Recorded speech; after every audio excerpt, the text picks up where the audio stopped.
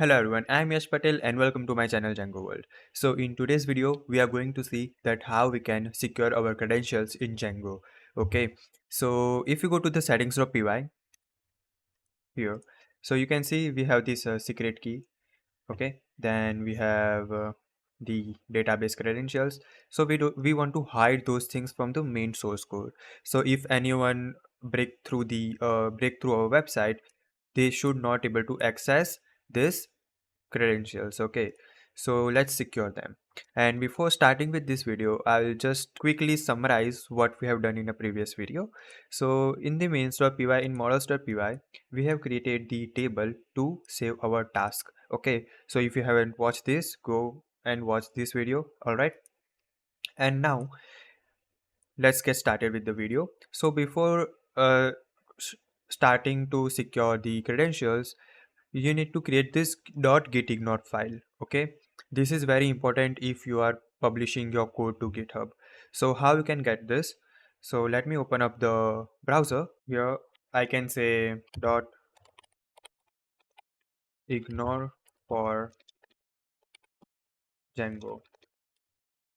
Okay, so if you go over here and click on this first link, copy all this code.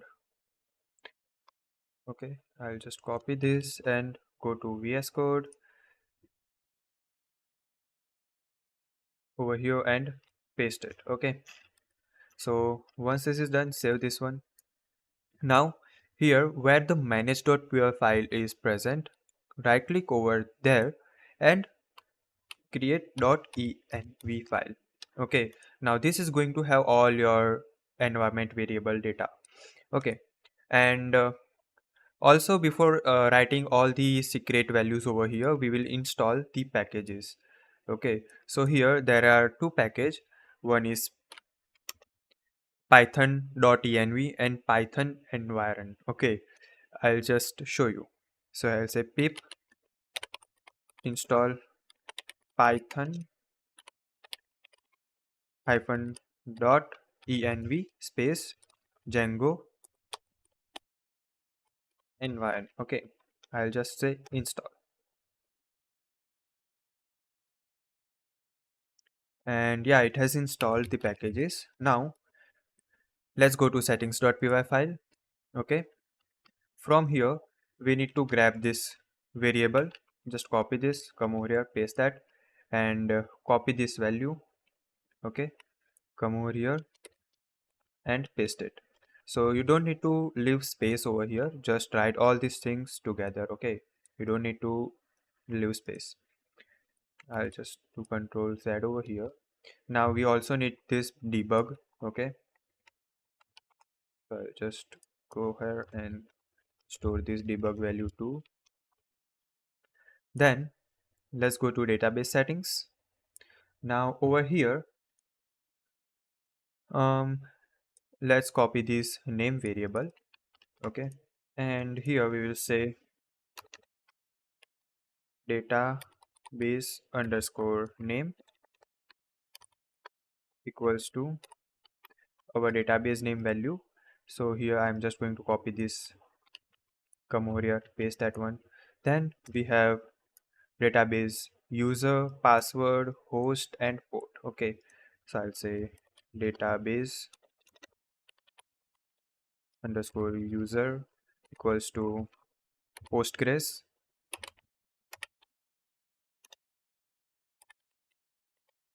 Okay, I hope I'm writing the correct spelling. I'll just copy and paste for the spelling mistakes. All right, then I have password, so I'll just copy that password, and here I'll say database underscore password is going to be the password which I have entered. Then host, so I'll say is going to be localhost. Sorry, localhost, and database underscore port is going to be um 5432. All right, so save this. Now go to settings.py file. Now here we need to import two packages. So first is going to be import OS, okay, and the second is going to be import environ. All right. Now after doing this, here we will change to environ dot, not dot, I mean, okay, parenthesis, and let's go ahead and write the variable name over here. So I'll just paste that. Okay, and yeah, before that we need to initialize the environment. So here we will say env equals to environment dot env, and just close the parenthesis. Okay, and here we will say environment dot env read env. Okay, so this will basically go over here and read this file. All right, now we have access to this file, so we can just directly use this variable. So I'll just do env now. Okay, so here I'll say env dot bull.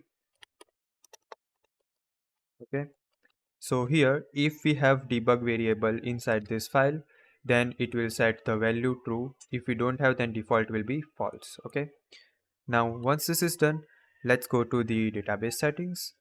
Now here I can say env,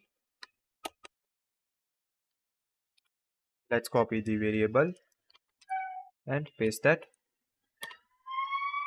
Okay, now same thing over here, env database user env password. Okay, oh my god, sorry. Here I can say env database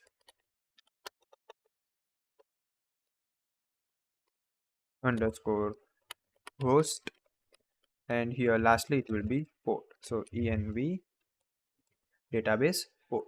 Okay, so these are the changes we need to make, and let's go ahead and run the server.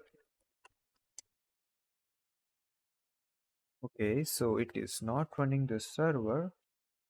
All right, now the code is running. Okay, so after spending 5 minutes, finally I figured it out. I faced this error for the first time. I don't know why, but yeah, so just close the VS Code, open it again, and you should be fine. Okay, and if you still face the same error, let me know in the comments. I'll help you out. All right, so just copy this link